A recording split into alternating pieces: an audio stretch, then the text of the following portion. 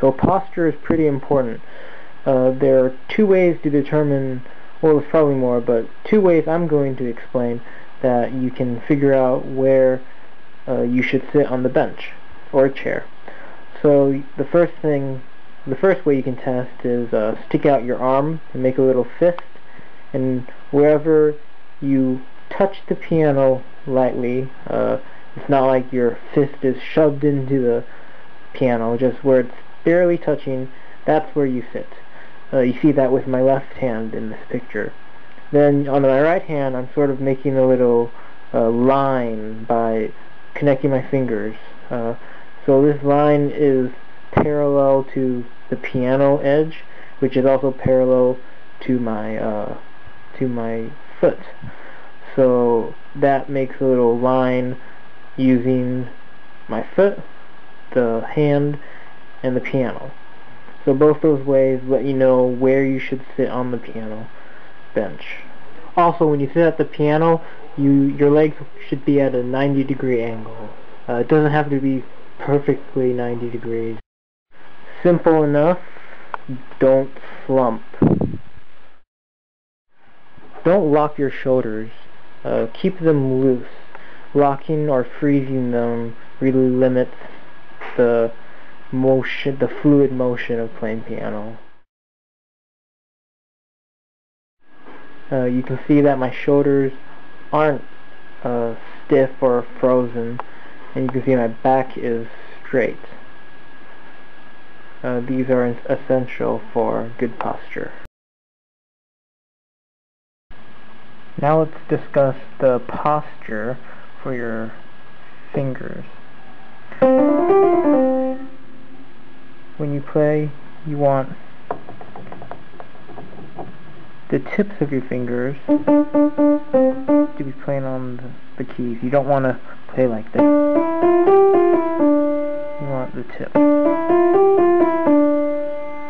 This might help if you make your wrist kind of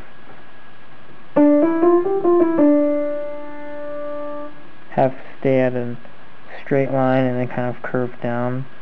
Don't go up and then down, and definitely don't raise your arm and go down. Just keep it kind of straight. So once again, when you play, make sure your finger is using the very top, not the fingernail, but the very tip right here.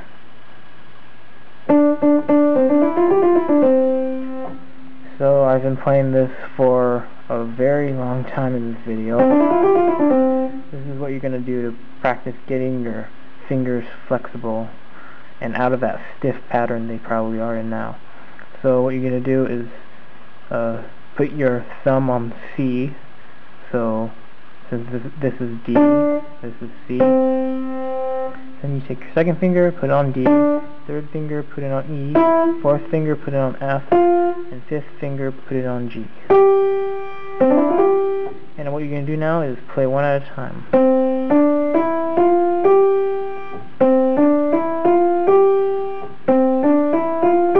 And then you can go back down.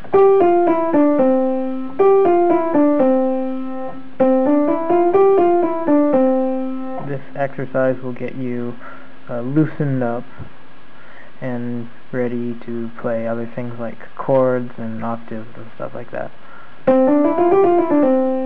So do this up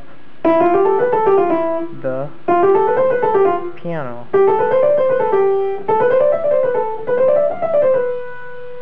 And make sure you get that fingering top of the finger, but not your fingertip. So get this loosened up. Then work with your left hand too. So now it's going to be your pinky, which is your fifth finger, I guess, and then fourth finger, third finger, second finger, and then thumb. and then you can play them together after you got that. So all you're doing right now is practicing this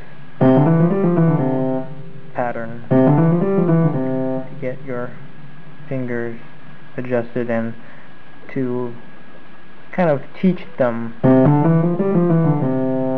how to press down the notes. Of course, you can use other patterns once you get comfortable with this.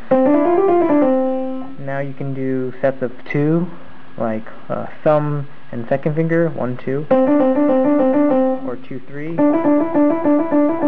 or 3, 4, or 4, 5. You can do 1, 3, 3, 5, anything that makes yourself more comfortable with the piano.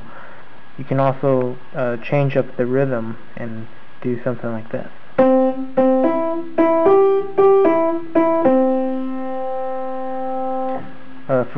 Forgive my hand posture. I'm just trying to let you be able to see the notes. Then after this, you could do just make something up. Say 2, 4, 5. This isn't supposed to sound great. It's just supposed to get yourself comfortable with the piano. So you can also practice playing 2 notes. Any 2 notes you want, or better yet, any pattern that you want. Make yourself comfortable with the notes and practice over and over. Once you finish with your right hand, you can practice with your left hand as well. Any pattern as well.